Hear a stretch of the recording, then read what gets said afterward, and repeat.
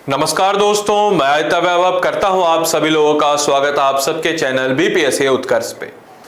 आज के इस वीडियो को बनाने का मेरा मकसद यह है कि बाढ़, हमारा राज्य बिहार और बाढ़ एक गहरा नाता है और यह आज की बात नहीं है।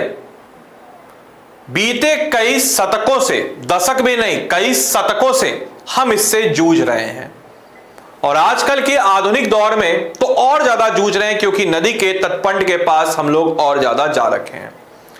तो सबसे पहले बिहार में भी आई हुई है भयंकर बाढ़। मेरी अत्यंत संवेदना उन लोगों के साथ है जो इससे प्रभावित हैं, साथ ही साथ सारे छात्रों के साथ है जो छात्र उस क्षेत्र के हैं और बाढ़ आने के कारण अपनी पढ़ाई को नहीं कर पा रहे हैं।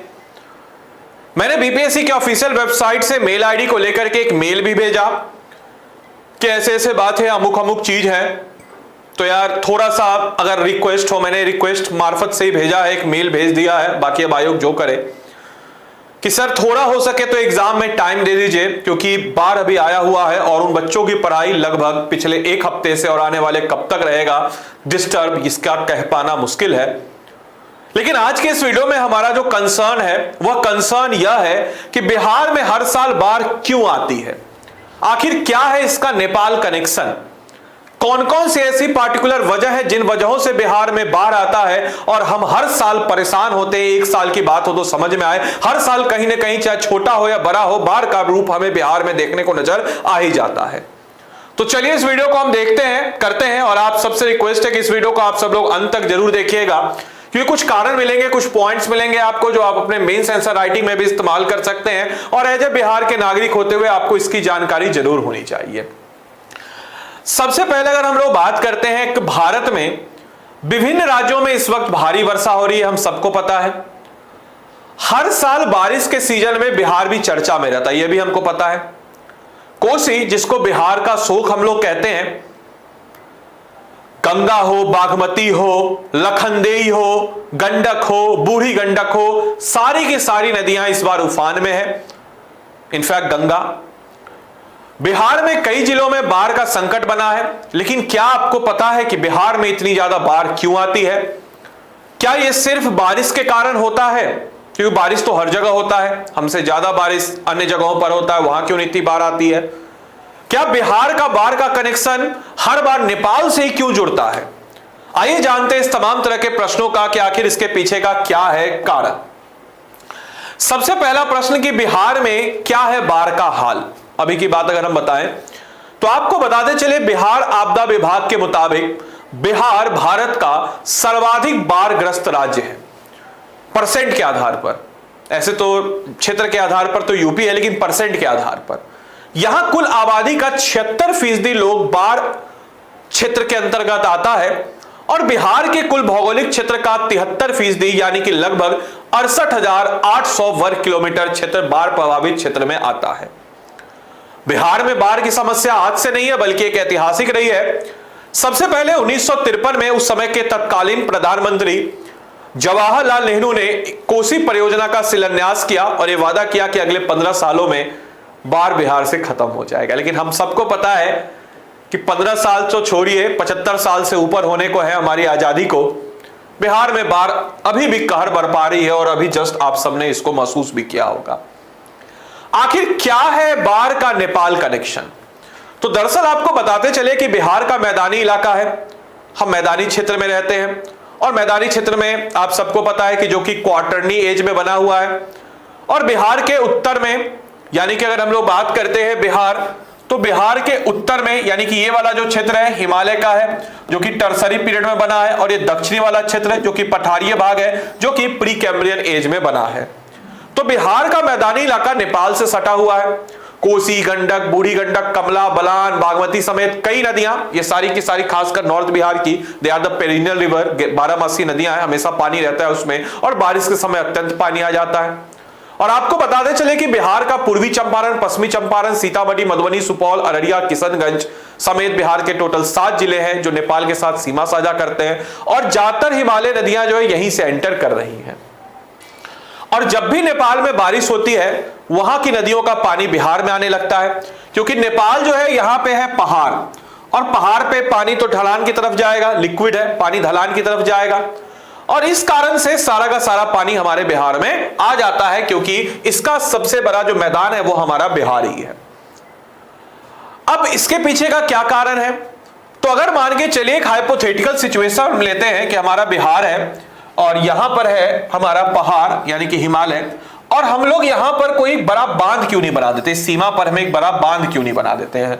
आखिर क्या कारण है कि बड़े बांध ना होने का बाढ़ का एक बड़ा वजह है, फिर हम बनाते क्यों नहीं है? इतना खर्च हो रहा है, सरकार इतना खर्च कर रही है, क्यों?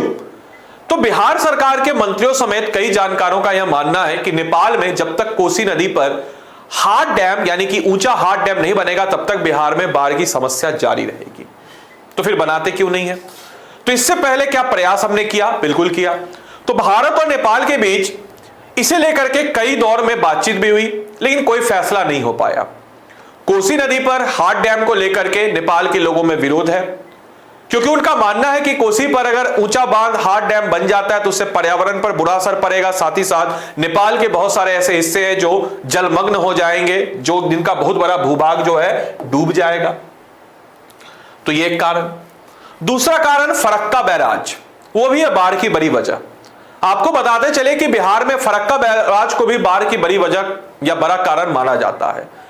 दरअसल गंगा और अन्य जो गंगा की सहायक नदी है, क्योंकि गंगा प्लेन है, तो अपने साथ बहुत सारे गाद सेडिमेंट जिसको हम कहते हैं सिल्ट को बहा करके लाती है, और जिससे नदी का जल प्रवाह जो है बाधित होता है। जैसे मान के चलिए ये नदी है और नदी का बह रही है, तो इसके कारण गाद जब अपने साथ वो लाती है तो यहां पे गाद का फैलाव हो गया, जिसके कारण नदी का लेवल जो है अपग्रेड हो जाता है। इस कारण से गाद मुहावरे पर जमा होता है, और पहले गाद पानी के साथ बह जाता था, लेकिन अब तटबंधों और बराज के कारण यह जमा हो रहा है, और इसी कारण से नदी को उथला बना देता है, यानी कि नदी का जो नीचे का जो बेड है वो ऊपर हो जाता है, और नदी का जो पानी है वो तो पानी तो उतना ही है, वो फैल जाता है, और जिससे नदियों में बाढ़ की कारण भी एक बन जाता है। इसके अलावा हमारा पुअर ड्रेनेज सिस्टम, यार इंडस वैली सिविलाइजेशन में इतना जबरदस्त ड्रेनेज सिस्टम था, और आज के डेट में हम लोग इतना खराब ड्रेनेज सिस्टम लेकर के चले हैं।